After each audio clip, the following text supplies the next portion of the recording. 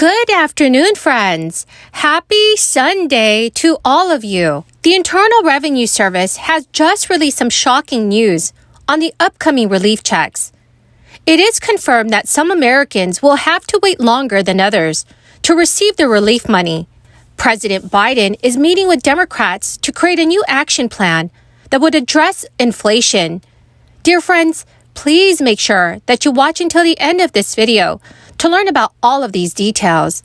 I will also be giving away a $75 Walmart gift card 4 days a week. If you would like to enter these giveaways, please make sure that you click and like several of my videos, and then comment below the keyword of each video that you watch. Remember, friends, that the more videos that you comment on with the keyword, the greater your chance of winning the Walmart gift card giveaway. Buy the product that was made overseas, not by an American worker. So Buy American became a hollow promise. Well, my administration, Buy American is a reality. We've created a Made in American office in the White House to oversee efforts. And you just heard from Celeste, who runs that office. My first cabinet meeting, I told everyone that if their agency wants to issue a waiver to purchase something for their agency and what they have responsibility for, they don't have to use they think they don't have to use an American company. Well, guess what? They have to come to the White House office and set up and explain to me why they have to post that request, why they have to do that. And they're going to have to post the request publicly on our sites so American manufacturers and business have a chance to raise their hand and say, no, I can do that. Here, I can do that in my shop, in my town. Today, we're going even further.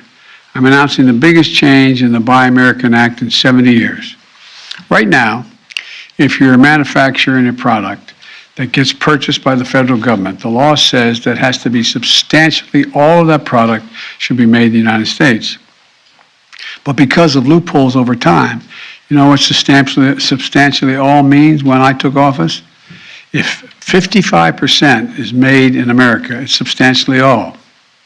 To me, 55% isn't substantially all, it's slightly over half. Today, we're issuing a rule to raise the amount of domestic content required to be considered made in America from 55% to 75%. Substantially all is going to start meaning substantially all.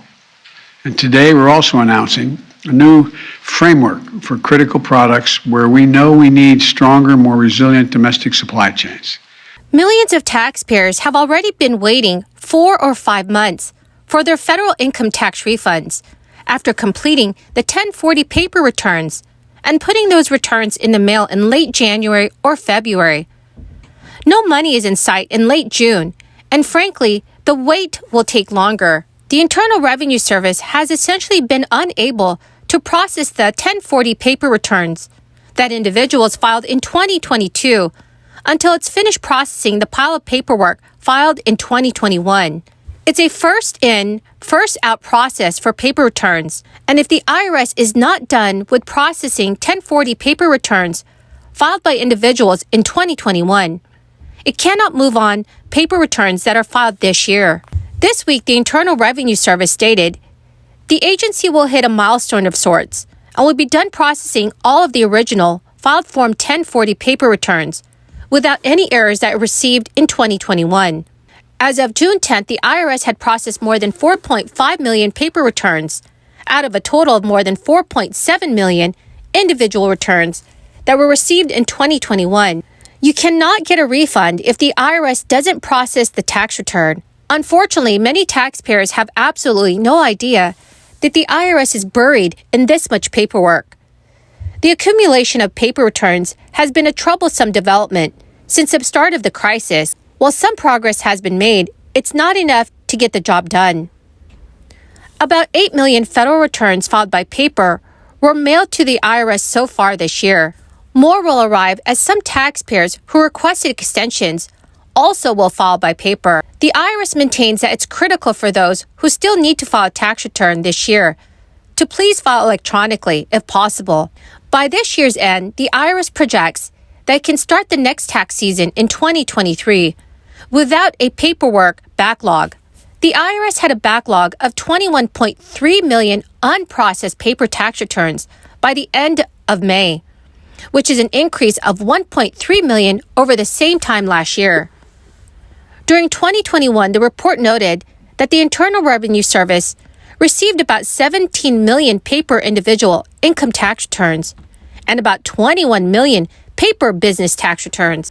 Paper returns take much longer than electronically filed returns, even if there are no mistakes or any issues. Before the crisis, someone who filed a paper return might wait 4 to 5 weeks for a refund. Now, many taxpayers who filed paper returns in 2021 got caught in a backlog and reportedly waited 6 months or longer to receive their refunds. The IRS has acknowledged and stated, to date, more than twice as many returns await processing compared to a typical year at this point in the calendar year. Recently, 3 top advisors to President Biden attended a meeting with Democratic lawmakers in the House with the focus on the economy. Instead of managing an economy in the midst of a natural rotation, away from recovery, and into a stable period of growth, economic officials are analyzing and modeling worst-case scenarios, like what the shock of gas prices hitting $200 per barrel may mean for the economy. Soaring prices for everything, low poll numbers, and congressional majorities that appear to be on the brink have created no shortage of reasons for unease. A CNN poll average of ratings for Biden's handling of the presidency finds that only 39% of Americans approve of the job that he's doing. His numbers on the economy, gas prices, energy, and inflation specifically are even worse in recent polls. Biden, after months of weighing the idea, threw his support behind a federal gas tax holiday. A day later, Energy Secretary Jennifer Granholm and senior White House advisors held a high-profile emergency meeting with oil and gas executives. So, friends, how do you think that our lawmakers and President Biden can help us with high inflation?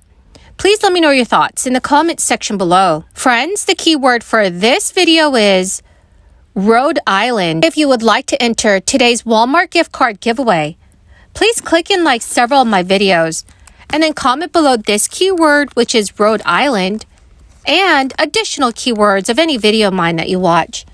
And do make sure that you are subscribed to my channel. Thank you so much, friends. Well, my great and amazing friends, that is the end of my daily stimulus update video. Thank you so much for joining me here. I truly appreciate every single one of you who are watching my videos daily. Remember, friends, I will be announcing a winner in a video later today. So please stay tuned for that video. Thank you so much, friends, and have a wonderful and blessed Sunday.